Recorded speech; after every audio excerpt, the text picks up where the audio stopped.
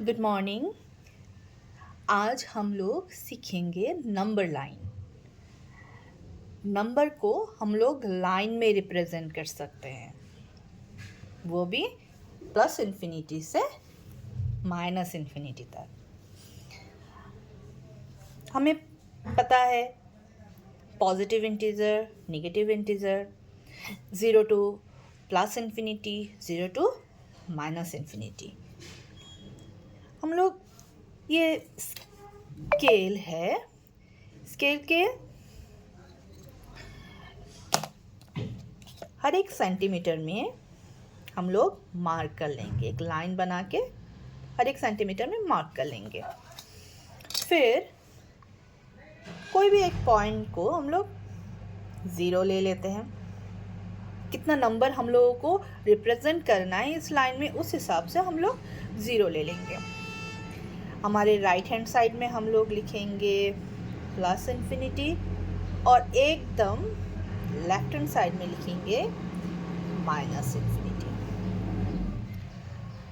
अब हर एक सेंटीमीटर को हम लोग राइट हैंड साइड में जो प्लस साइड है, पॉजिटिव साइड है, इसमें हर एक सेंटीमीटर को 1 2 3 ऐसे हम लोग रिप्रेजेंट कर सकते हैं। फिर इधर -1 -2 ऐसे।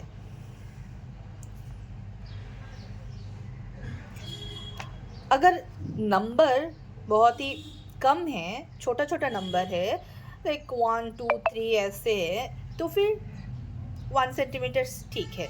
नहीं तो अपने हिसाब से 2 सेंटीमीटर में 1 या तो 5 सेंटीमीटर में 1, 5 सेंटीमीटर में 1 लेंगे तो 10 सेंटीमीटर में हो जाएगा 2। वैसे निगेटिव साइड में भी वैसे ही होगा। बस इतना ध्यान रखना है कि हर एक नंबर का डिफरेंस जो है वो सेम होना चाहिए। 1 to 2 अगर 1 सेंटीमीटर है, 2 to 3 भी 1 सेंटीमीटर ही रहना होगा। अब ये तो हो गया कि हम लोगों का जो होल नंबर है। अब हम लोगों का कभी कभी मिल सकता है जैसे फ्रैक्शनल नंबर, जैसे हाफ। अब ये हाफ को रिप्रेजेंट कैसे करेंगे? देखिए, ये हाफ क्या है? लेस देन 1, यानी पॉजिटिव है, तो लेस देन 1 क्या होगा? यहाँ पे है 0 to 1, इसके ठीक बीच का जो होगा वो होगा हाफ, मिडिल पोर्शन। अब ये तो हो गया फ्रैक्शन।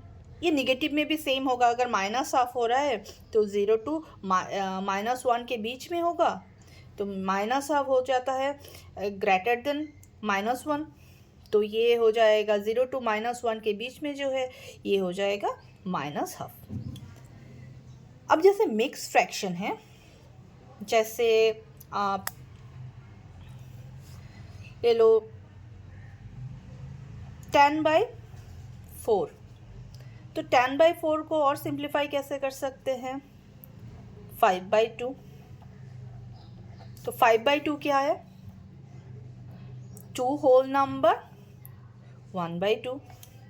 तो 2 होल नंबर तो जो 2 है 2 तक आ गया।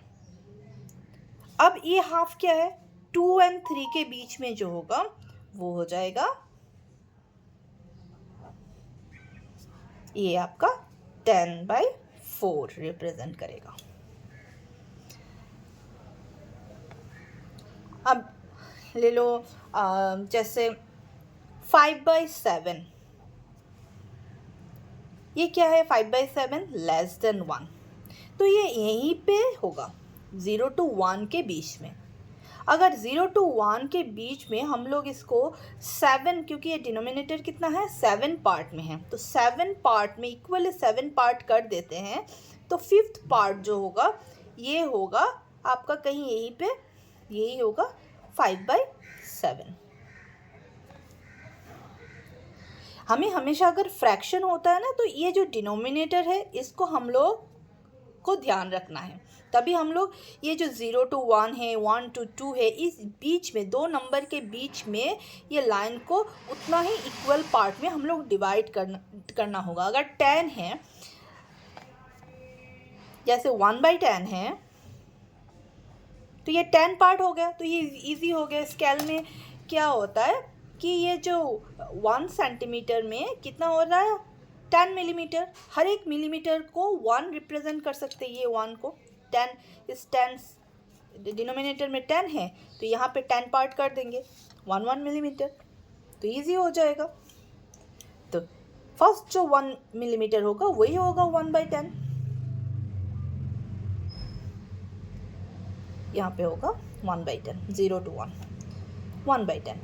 हमेशा फ्रैक्शन में ये ध्यान रखना होगा कि ये जो फ्रैक्शन है ये किस होल नंबर में, कौन से होल नंबर में आ रहा है और कौन से होल नंबर के बीच में है। देखिए ये क्या है, लेस देन 1 है लेकिन क्या है ग्रेटर देन 0 है। तो ये जो फ्रैक्शन है ये इस 0 and 1 के बीच में कहीं ना कहीं होगा। वैसे ही अगर कोई फ्रैक्शन हो रहा है जो कोई भी फॉर एग्जांपल x है और वो ग्रेटर देन 1 है बट लेस देन 2 है, तो वो नंबर, वो फ्रैक्शनल नंबर 1 and 2 के बीच में ही होगा, कहीं दूसरा पे नहीं। तो ये जो डिनोमिनेटर है वो होगा डिसाइडिंग फैक्टर कि हम लोग जो ये 2 नंबर है, ये 2 नंबर में के बीच में इस लाइन को कितने डिवीजन में हम लोग डिवाइड करें, तो ये डिनोमिनेटर ही डिसाइड करेगा। आई होप बच्चों आपको समझ में आ गया। Thank you.